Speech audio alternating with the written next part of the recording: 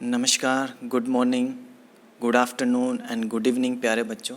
मैं Suresh Kumar, assistant professor government college Mandalgarh.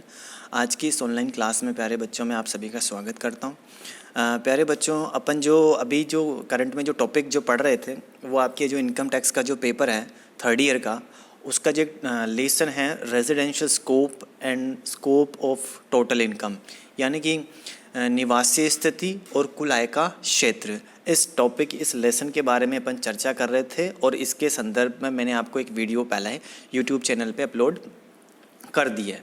ठीक है, तो पहले वाली वीडियो में अपन ने एक जो निवासी स्थिति का निर्धारण करने के लिए जो आधारभूत जो कंडीशन थी उसके बारे में चर्चा की थी, जिसकी दो परिस्थितियां अपन ने डिस्कस की थी कि आधारभूत शर्त में दो परिस्थितियां हैं, 182 दिन भारत में रहे वेष्टि करदाता और 60 दिन भारत में स्टे रहे और गत वर्ष से तुरंत पूर्व के 4 वर्षों में 365 दिन भारत में रहे। ठीक है, ये चीज़ अपन ने काफ़ी डिटेल में अपन ने डिस्कस की थी। आज की इस वीडियो में जो अपन करने वाले हैं वो एक प्रैक्टिकल प्रॉब्लम अपन डिस्कस करेंगे और वो प्रॉब्लम जो है वो प्रॉब्लम ऐसी है कि अपन ने जो आधारभूत शर्त की जो सेकंड जो परिस्थिति थी 60 दिन वाली, उसके कुछ अपवाद थे।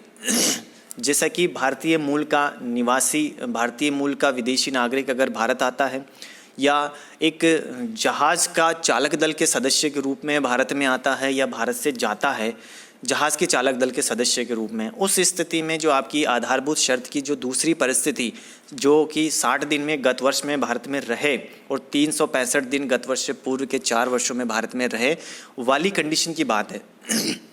वो वाली कंडीशन इन दो परिस्थितियों में लागू नहीं होती है। कुछ और भी परिस्थितियां थी, 2-3 परिस्थितियां जिनको जो अपवादजनक परिस्थितियां थी उनके बारे में डिस्कशन किया था। इस क्वेश्चन को अपन देखते हैं कि इस क्वेश्चन में निवासी स्थिति का निर्धारण कैसे करेंगे।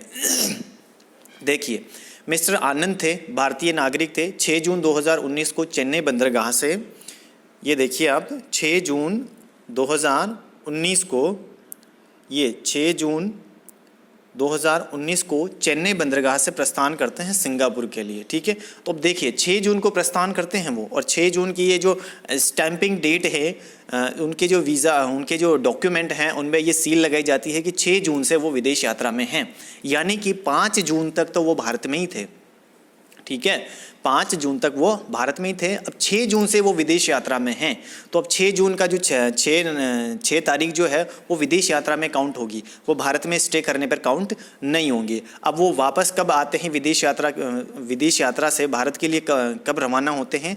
9 दिसंबर को। 9 दिसंबर को उनकी स्टाम्प यानी कि वीज़ा जो भी है उनका डॉक्यूमेंट, उस पर डेट का सील स्टैंप की जाती है 9 दिसंबर, यानी कि 9 दिसंबर को वहाँ से वापस सिंगापुर के बंदरगाह से वो रवाना होंगे, यानी कि 9 दिसंबर को तो वो सिंगापुर में ही है।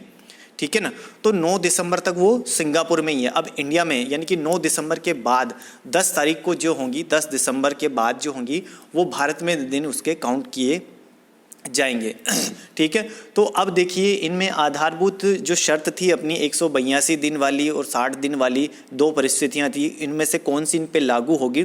तो पहले मैंने बताया था कि अपवादजनक परिस्थिति है ये, एक जहाज़ के चालक दल के सदस्य के रूप में वो भारत से विदेश यात्रा में गए हैं, तो 60 दिन का स्टे उनका काउंट नहीं किया जाएगा, बल्कि 182 दिन ही वो भारत में अगर उनका स्टे रहता है, भारत में 182 दिन वो रहते हैं, तो उनको भारत में निवासी माना जाएगा और 182 दिन के हिसाब से उनकी कैलकुलेशन की जाएंगी। तो अब आप देख सकते हो कि वो 6 जून से लेके 9 दिसंबर तक तो विदेश यात्रा में रहते हैं, यानी कि इसके अलावा जो दिन थे, यानी कि 1 तारीख से 1 अप्रैल से लेके 5 जून 2019 तक भारत में थे और 10 दिसंबर 2019 से लेकर 31 मार्च 2020 तक वो भारत में थे। अब इनके दिनों की गणना कैसे करेंगे अपन? तो जो 2019-20 आपका जो गत वर्ष है, इसमें 2020 है, ये एक लीप वर्ष है, तो 2019-20 में जो दिनों की जो टोटल संख्या होगी वो 366 होगी। ये चीज़ शायद आपको अच्छे से क्लियर होगी कि लीप वर्ष 366 दिन का होता है, तो सारे दिन मिला के 366 दिन होंगे और अपने को पता करना है कि गत वर्ष में 2019-20 में वो भारत में कितने दिन रहे हैं। ठीक है, इसकी कैलकुलेशन अपने को करनी है। ठीक है, बाकी और एडिशनल इन्फॉर्मेशन दे रखी है, पर सबसे पहले अपन आधारभूत शर्त अप्लाई कौन सी करनी है उसका पता कर लेते हैं। तो देखिए दिनों की जो गणना इन्होंने की है वो किस हिसाब से की है ये आप देख सकते हो, यहाँ पर इन्होंने कैलकुलेशन की है। तो जून के इन्होंने 25 दिन लिए हैं विदेश यात्रा में, क्योंकि 6 जून को निकल चुके हैं वो। 6 जून वाला दिन भी उनका विदेश यात्रा में काउंट हुआ है, क्योंकि उसमें स्टाम्प लगा दिया गया है कि 6 जून को वो विदेश यात्रा में हैं। तो जून के तो 25 दिन, और जुलाई 31, जून, जुलाई, अगस्त, सितंबर, अक्टूबर, नवंबर और दिसंबर, नवंबर के 9 दिन और बाकी महीनों के पूरे दिन। तो इन दिनों का अगर अपन कैलकुलेशन करते हैं तो आपका जो डेज कैलकुलेशन आता है वो आता है 187 दिन का, यानी कि वो 366 दिनों में से 187 दिन विदेश यात्रा में रहे हैं। अब आप 366 में से अगर 187 दिन घटा देते हो तो आपके कितने दिन बचते हैं? भारत में रहने की अवधि वो निकल के सामने आ जाएंगी। 366 में से अगर आप ये डेज घटा देते हो, ये यहाँ पर घटा रखे हैं इन्होंने, 366 दिन में से 187 दिन वो विदेश यात्रा में थे तो वो घटाए। उसके बाद जो बचते हैं 179 डेज वो भारत में रहे हैं। यानी कि अब देखिए 179 डेज रहे हैं वो भारत में, तो 182 दिन से कम है ये, क्योंकि अपवादजनक परिस्थिति है, वो जहाज के चालक दल के रूप में गए हैं। तो गत वर्ष में 60 दिन रुकने वाली कंडीशन अप्लाई नहीं होगी, पहले वाली कंडीशन अपने को अप्लाई करनी है 182 दिन वाली। तो 182 दिन वो भारत में स्टे उनका नहीं रहा है, ठीक है। तो वो सीधा सीधा क्या हो जाएंगे? भारत में अनिवासी, गैर निवासी हो जाएंगे। वो भारत में अनिवासी हैं, क्योंकि आप निवासी तभी माने जाओगे जब आधारभूत शर्त में से आप दोनों परिस्थितियों में से एक शर्त को आप पूरा कर देते हो, क्योंकि दूसरी तो लागू ही नहीं होती है। तो पहले वाली कंडीशन थी 182 दिन वाली, तो ये सीधा सीधा सॉल्यूशन हो जाता है आपका। 179 दिन ही उनका गत वर्ष 2019-20 में उनका स्टे रहा है, तो वह अनिवासी यानी कि गैर निवासी हो जाएंगे, ठीक है। ये होगा अपवादजनक परिस्थितियों में। ये आधारभूत शर्त का आपका शायद क्लैरिफिकेशन हो गया होगा। इसी तरह से कोई भारतीय मूल का नागरिक जो अविभाजित भारत से अगर कोई उसका कोई ताल्लुक है, तो अगर ऐसा इंसान या ऐसा वेष्टि करदाता भारत में आता है तो इसी तरह से उसका भी यही ट्रीटमेंट आपको करना है 182 दिन को मानकर, न कि 60 दिन को गत वर्ष में कैलकुलेशन करेंगे, ठीक है। तो ये आई थिंक ये उदाहरण क्लियर हो गया होगा। चलिए बढ़ते हैं आगे। ये निवासी और गैर निवासी के लिए तो ये शर्त है आपकी आधारभूत शर्त, जिसकी 2 परिस्थितियां हैं। अब 2 अतिरिक्त शर्तें हैं।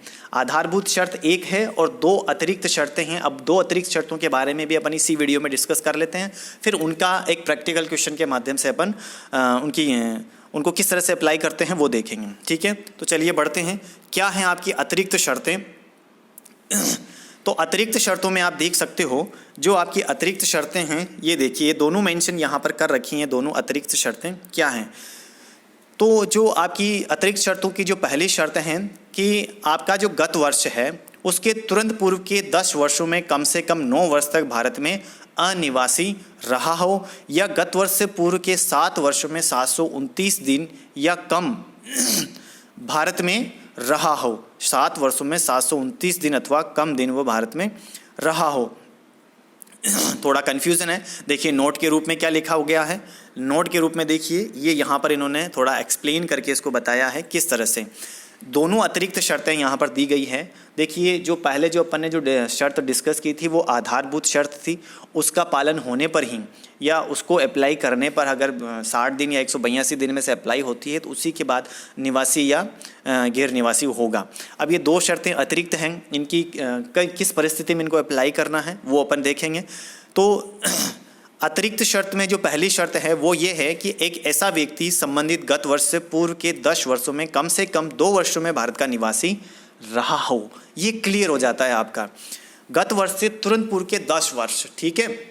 10 वर्ष आपको देखने हैं और उन 10 वर्षों में कम से कम 2 वर्षों में भारत में निवासी रहा हो। अब भारत में निवासी रहा है कैसे आप कैलकुलेट करोगे? वही 182 दिन वाली कंडीशन अप्लाई करोगे, वही 60 दिन वाली कंडीशन अप्लाई करोगे। आधारभूत शर्त का पालन अगर 10 वर्षों में से 2 वर्षों में हो रहा है तो ये आपकी जो तीसरी जो अतिरिक्त शर्त है वो पूरी मान ली जाएगी। इसका मतलब ये है, ये जो चीज़ कह रहा है ये 10 वर्षों में कम से कम, यानी कि गत वर्ष जैसे 2019-20 में अपने को गणना करनी है तो इस 2019-20 से पूर्व के जो 10 गत वर्ष होंगे उनमें से किसी 2 वर्षों में, चाहे वो आपका 2008-9 हो, चाहे 9-10 हो, 2011-12 हो, इन वर्षों में कम से कम 2 वर्षों में 182 दिन वाली या 60 दिन वाली दोनों में से एक आधारभूत शर्त पूरी हो जाती है 2 बार, तो ये तीसरी कंडीशन पूरी मान ली जाएगी। ठीक है, अब इसी अतिरिक्त शर्तों की जो एक दूसरी अतिरिक्त शर्त है वो क्या है वो भी देखते हैं अपन। तो ये लिखा है इन्होंने कि ऐसा व्यक्ति संबंधित गत वर्ष के पूर्व के 7 वर्षों में 730 या अधिक अवधि के लिए भारत में रहा हो। ऊपर 729 दिन अथवा कम दिन ये लिखा हुआ है, इसका मतलब ये है कि 730 दिन या इससे अधिक 7 वर्षों में, गत 7 वर्षों में 730 दिन। जैसे कि आधारभूत शर्त के में लिखा था कि गत वर्ष से तुरंत पूर्व के 4 वर्षों में 365 दिन था, ऐसे ही इसमें लिखा गया है कि गत वर्ष से तुरंत पूर्व के 7 वर्षों में 730 दिन अगर वो भारत में रहता है तो तीसरी शर्त की पूर्ति मान ली जाएगी। ज़्यादा याद नहीं रखना आपको कि जो अतिरिक्त शर्तें हैं उनमें जो पहली शर्त है अतिरिक्त शर्तों में वो ये है कि गत वर्ष से तुरंत पूर्व के 10 वर्षों में 2 वर्ष वो निवासी रहना चाहिए और गत वर्ष से तुरंत पूर्व के 7 वर्षों में 730 दिन वो भारत में रहना चाहिए। ये 2 शर्तें आपकी अतिरिक्त होंगी। पहली आधारभूत शर्त है जिसकी 2 परिस्थितियाँ हैं, जिसमें दोनों में से एक भी अगर पूरी हो जाती है तो वो पूरी मान ली जाती है। आई थिंक ये क्लियर हो गया होगा। चलिए अपन आगे बढ़ते हैं। अब कैसे कैलकुलेशन करेंगे अपन निवासी, साधारण निवासी या असाधारण निवासी या अनिवासी का अपन किस तरह से अपन निर्धारण करेंगे। ठीक है, तो इसमें क्या है कि जैसे अगर जो करदाता, अब निवासी अनिवासी का भी आप सीधा सीधा समझ लें कि कब किसको साधारण निवासी मानेंगे, कब किसको असाधारण निवासी मानेंगे। ये तीनों शर्तें, एक तो आधारभूत शर्त और एक अतिरिक्त जो शर्तें हैं दोनों, उनमें से कौन कौन सी अप्लाई हो रही है उसके आधार पर ही अपन निवासी स्थिति का निर्धारण कर देंगे तुरंत कि किसको निवासी बोलेंगे और किसको असाधारण निवासी अपन बोलेंगे। देखिए करते हैं शुरू कि अगर एक करदाता जो आपकी दोनों जो आधारभूत शर्त पूरी कर देता है दोनों में से एक भी, तो यदि कोई व्यक्ति निवासी होने के लिए 3 आवश्यक शर्तों में से, 3 आवश्यक शर्तें हैं अपन ने क्या पढ़ी, एक तो आधारभूत शर्त और 2 अतिरिक्त शर्तें। ठीक है, निवासी होने के लिए 3 आवश्यक शर्तों में से प्रथम शर्त को पूरी कर देता है। ठीक है, यानी कि आधारभूत शर्त को अगर पूरी कर देता है किंतु दूसरी और तीसरी शर्त में से कोई एक भी अथवा दोनों शर्त पूरी नहीं करता है। समझ रहे हो मेरी बात। असाधारण निवासी किसको बोलेंगे, मैं उस पर बात कर रहा हूँ कि अगर कोई व्यक्ति करदाता निवासी स्थिति का निर्धारण करने के लिए जो तीनों शर्तें डिसाइड की गई है, एक तो आपकी आधारभूत शर्त है जिसमें 2 परिस्थितियां हैं, दोनों में से एक भी पूरी होती है तो आपकी पहली आधारभूत शर्त पूरी मान ली जाएगी कुछ अपवादजनक परिस्थितियों को छोड़कर। 2 अतिरिक्त शर्तें अपन ने देखी हैं, गत वर्ष से तुरंत पूर्व के 10 वर्षों में 2 वर्ष वो निवासी होना चाहिए और गत वर्ष से तुरंत पूर्व के 7 वर्षों में 730 दिन वो भारत में रहना चाहिए। जो व्यक्ति करदाता पहली आधारभूत शर्त को पूरी कर देता है, ठीक है, पहली आधारभूत शर्त को पूरी कर देता है किंतु बाद की जो अतिरिक्त 2 शर्तें हैं उनमें से एक या एक भी नहीं, दूसरी और तीसरी शर्त में से कोई भी एक अथवा दोनों शर्त पूरी नहीं करता, यानी कि एक भी शर्त पूरी नहीं करता है तो वह असाधारण निवासी हो जाएगा। समझ रहे हो मेरी बात। यानी कि कंफ्यूज नहीं होना आपको, अगर किसी व्यक्ति करदाता ने आधारभूत शर्त पूरी कर दी है तो वह असाधारण निवासी है, सीधा सा मतलब आपका ये समझना है आपको। 2 अतिरिक्त शर्तों में या तो वो एक पूरी करे या दोनों ही पूरी करे। ठीक है, दोनों जो अतिरिक्त शर्तें हैं उनमें से अगर दोनों पूरी कर देता है तब भी वो क्या हो जाएगा, दोनों पूरी करता है तो वो निवासी होगा। ठीक है ना, दोनों पूरी कर देता है तो वो निवासी होगा, साधारण निवासी। आपको देखिए कंफ्यूज हो रहे हो आप, मुझे जहाँ तक है, क्योंकि जो मैं जिस तरह से बता पा रहा हूँ, जिस तरह से बुक में लिखा हुआ है काफ़ी कंफ्यूजिंग है। आपको मैं सिंपल तरीके से बताता हूँ। कोई भी व्यक्ति करदाता यदि आधारभूत शर्त पूरी कर रहा है, ठीक है, अब दोनों अतिरिक्त शर्तों में से या दोनों अतिरिक्त शर्तों में से एक शर्त पूरी कर रहा है, ठीक है, या दोनों पूरी कर रहा है। समझ रहे हो मेरी बात। या एक शर्त पूरी कर रहा है या दोनों पूरी कर रहा है, 2 ही चीज़ें होंगी आपकी। अगर दोनों पूरी कर देता है, 2 वर्ष वाली और 730 दिन वाली दोनों पूरी कर देता है तो वो हो जाएगा आपका साधारण निवासी। समझ रहे हो मेरी बात? वो हो जाएगा साधारण निवासी। अगर दोनों अतिरिक्त शर्तों में से वो सिर्फ एक शर्त पूरी करता है, दोनों में से एक शर्त पूरी करता है या एक भी नहीं करता है, समझ रहे हो, कम से कम एक शर्त पूरी करता है या एक भी नहीं करता है, तो वो हो जाएगा असाधारण निवासी। समझ रहे हो? अगर कोई करदाता आधारभूत शर्त की पालन नहीं करता, आधारभूत शर्त पूरी नहीं करता किंतु आपकी अतिरिक्त शर्तें पूरी कर देता है, तो वो हो जाएगा अनिवासी। अब आई थिंक आपको समझ में आ गया होगा। अपन इसको उदाहरण से डिस्कस करेंगे। काफ़ी ये 3 शर्तों का जो मैटर है काफ़ी विश्लेषण के बाद भी समझ में नहीं आता है। अपन इसको एक उदाहरण से ज़रूर समझेंगे। आई थिंक मुझे जहाँ तक है आपको थोड़ा बहुत समझ में ज़रूर आया होगा। और अपन इन 2 अतिरिक्त शर्तों को और एक अच्छे से उदाहरण से इनको और क्लेरिफाई करेंगे, अच्छी तरह से समझेंगे। तो अपन अगले वीडियो में इसको डिस्कशन करेंगे। वीडियो अपना 15 से 20 मिनट का हो गया होगा और मिलते हैं अपन अगले वीडियो में। वीडियो को लाइक कीजिए, शेयर कीजिए, कमेंट कीजिए और मुझे बताइए कि आपको किस तरह से कितना समझ में आया। और वीडियो को ज़रूर दोस्तों के साथ शेयर कीजिए ताकि मुझे और वीडियो बनाने के लिए मोटिवेशन मिल सके। तो ध्यान रखिए अपना, स्वस्थ रहिए और कोरोना महामारी से बच के रहिए। दिशा निर्देशों का पालन करते रहिए जो सरकार समय समय पर जारी कर रही है। मास्क और सैनिटाइजर का निरंतर इस्तेमाल करते रहिए। धन्यवाद।